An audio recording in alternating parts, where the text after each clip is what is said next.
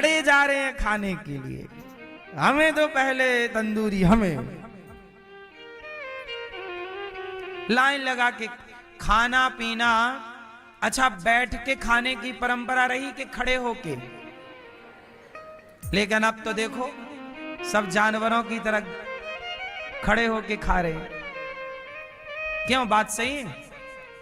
खाना पीना भी धी, बैठो, भोजन आए प्रणाम करो, प्रेम से प्रसाद पाओ। खड़े खड़े चलते चलते खा रहे हैं, कुछ भी खा रहे हैं नहीं, कुछ भी नहीं खाओ, बिना भोग लगाए नहीं खाना चाहिए। और भोजन किसके हाथ का करें, किसके हाथ का ना करें? मां के हाथ का भोजन करो, पत्नी के हाथ का भोजन करो। और भोजन में भी शुद्धि होती है। जितना शुद्ध भोजन होगा उतनी शुद्ध बुद्धि, क्योंकि शुद्धि सुबुद्धि, अन्न तो मन।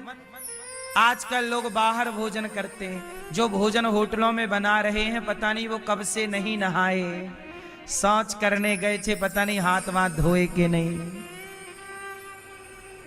पसीना चू रहा है उसी आटा में। क्या हो रहा? कोई शुद्धि से बना रहा है क्या? कहो मैया, होटलों में उसी कढ़ाई पे अंडा बन रहा है, बगल में उसी पे दाल बन रही है, दाल मखनी। उसी करछुल से वो अंडा का काम कर रहा मांस वाला, उसी से दाल मखनी तुम्हें परोस रहा है। शुद्धि अशुद्धि का ख्याल बाहर तो रखा करो ना मेरी माँ। बाजार का भोजन खाने योग्य है, इसलिए आहार शुद्धौ सत्व शुद्धौ। शास्त्र कहते हैं खान पान की शुद्धि हो। बाजार का खान पान अच्छा नहीं है। हर होटल ढाबा में दो तरह का भोजन बनता है। 99% भारत के होटलों में और ढाबों में दो तरह का भोजन है। किस तरह का? मांसाहार भी बन रहा है और शाकाहार भी, और उसी करछुली से वो मांस भी चला रहे हैं, उसी से दाल साग भी चला रहे हैं। और तुम्हें लगा कि यहाँ तो जहां मांसाहार होगा वहां शाकाहार क्या होगा मेरी मां? इसलिए बाहर का खाना क्यों है आपको? बाहर जाओ तो बाजार से केला खरीद लो, सेब खरीद लो, फल खाओ। रास्ते में हो, यात्रा में हो तो फल खाओ। घर से पूड़ी बना के ले जाओ। क्यों? घर की पूड़ी अचार ले जाओ रास्ते में खाना। और अच्छा है तो थोड़ा बाजार में कहीं भी केला वेला मिल ही जाता, केला खा लो, 2-4 सेब खा लो, अंगूर खा लो, इत्यादि पदार्थ हैं, सब खाओ। मांस होटलों का तो मुझे नहीं लगता कि खाने योग्य है। अब आपकी मर्जी है, आपको तो पता नहीं क्या हो गया है, बुद्धियां भ्रष्ट हो चुकी हैं, खान पान बिगड़ा, सब बिगड़ गया। नारद जी कहते हैं मैं सारे तीर्थों में गया, शांति कहीं नहीं मिली। जब मैं वृंदावन आया तो यहाँ एक कन्या उदास बैठी थी। देवी तुम कौन हो? कहा मैं भक्ति महारानी हूँ। भक्ति उदास बैठी है, एक बेटा यहाँ एक बेटा यहाँ, ज्ञान वैराग्य है। नारद जी ने कहा तुम कौन हो? बोले ज्ञान वैराग्य। भक्ति महारानी बोली महाराज मेरे पुत्रों का दुख दूर कर दो। तब नारद जी ने सनकादियों से प्रार्थना की, और जब भागवत सुनवाई गई तब नारद जी ने देखा कि भागवत से भक्ति ज्ञान वैराग्य का दुख दूर हुआ और सब परम आनंद को प्राप्त हुए। अब भगवान भागवत जी में महिमा है। क्या महिमा?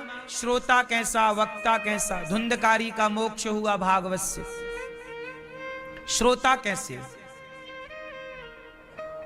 मैया श्रोता कैसे होने चाहिए?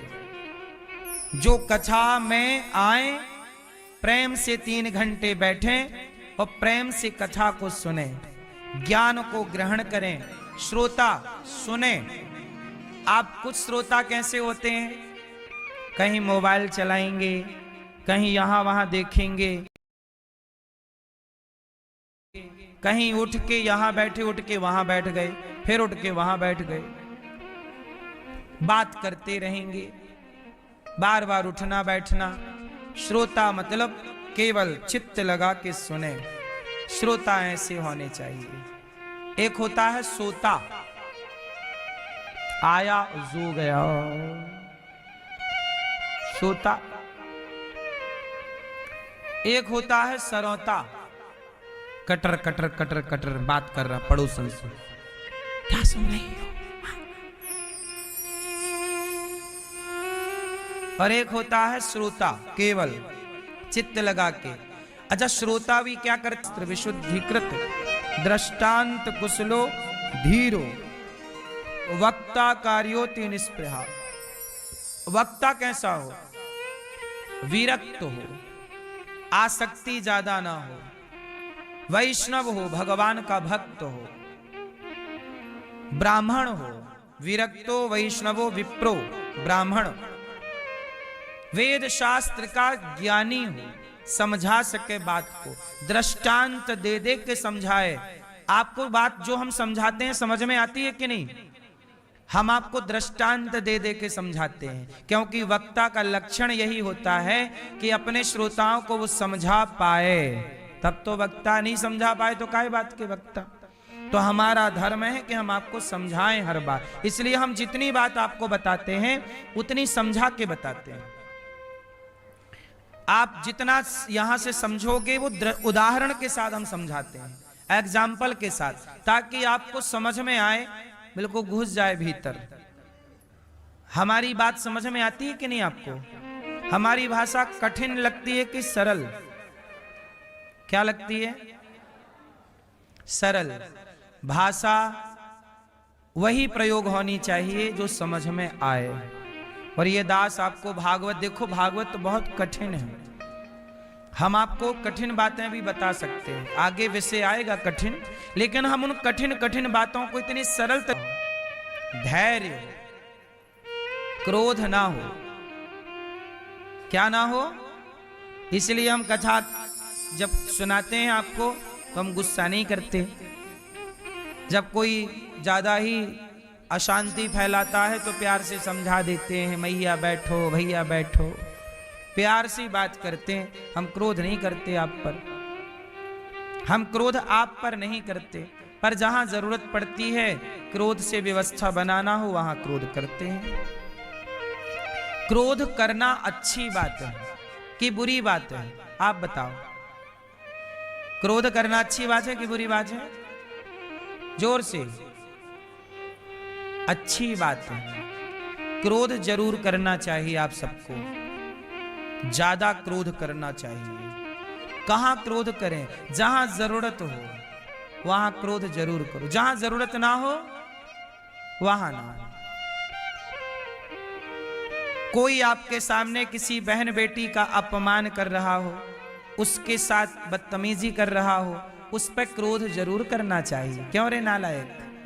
जैसे गुरु द्रोणा, जैसे दुशासन साड़ी खींच रहा था तो पितामह को क्रोध करना चाहिए था। ए दुशासन, एक थप्पड़ मारते गाल में, नालायक कहीं का। द्रौपदी के कपड़े उतार रहा है, नहीं क्रोध किया तो महाभारत हो गया। क्रोध करना था ना पितामह को दुशासन के ऊपर, बोलो हाँ।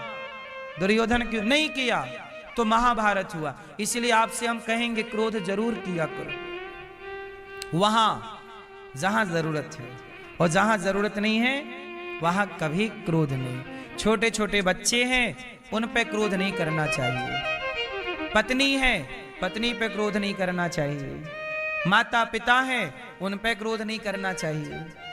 क्रोध कहां नहीं करना चाहिए? बच्चों पे क्रोध नहीं, बच्चों को डांट दो, समझाओ, चुप रहो। जहां जरूरत ना हो वहां क्रोध नहीं करना चाहिए। क्रोध करने से आपका पुण्य नष्ट होता है, लेकिन क्रोध जहां जरूरत है वहां जरूर करो। जैसे रावण सीता मैया को लिए जा रहा था, रावण तो देखा किसने? जटायु जी ने। जटायु जी ने देखा कि रावण लिए जा रहा है तो जटायु जी तुरंत क्रोध करके दौड़े, हे रावण खड़ा हो जा, सीता मैया को ले जा। रुक, रावण पे क्रोध किया जटायु जी ने, रे रे दुष्ट ठाण किन होई, खड़ा हो। जटायु जी ने पंखों का प्रहार किया, रावण गिर गया, बेहोश हो गया। होश आया तो फिर लड़ाई चालू हुई, तो तलवार निकाली रावण ने और जटायु जी के पंख काट दिए। लेकिन जटायु जी ने क्रोध किया, किस पर किया? हाँ, तो जो रावण जैसे लोग हैं इन पर तो क्रोध करना ही चाहिए ना मेरी माँ, यही ना पुण्य है। क्रोध जरूर करना चाहिए, कहां और कहां नहीं, ये विचार धर्म का है। अच्छा बताओ, लोभ सही है कि गलत है? लोभ, मैया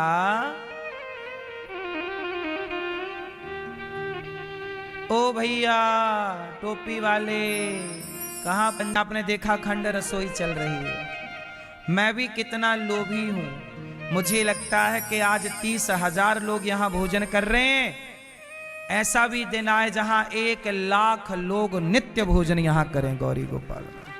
तो मुझे भी तो लोभ है सेवा का। तो बताओ ये लोभ सही है कि गलत है? गौरी गोपाल आश्रम में 311 माताएं रहती हैं।